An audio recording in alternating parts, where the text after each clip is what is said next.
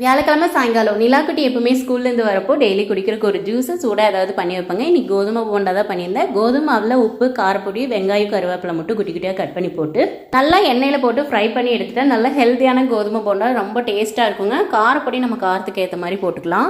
கோழி பண்ணையில் தீனெல்லாம் போட்டு முடிச்சுட்டு ஈவினிங் ஒரு குட்டி வாக்கிங் போயிட்டு வந்தால் தான் எங்களுக்கு அந்த டேவே ரொம்ப திருப்தியாக இருக்குங்க. நிலாவை சைக்கிள் உட்கார வச்சுட்டு 2 பேர் பேசிட்டு அப்படியே கொஞ்சம் தூரம் போயிட்டு வருவோம்.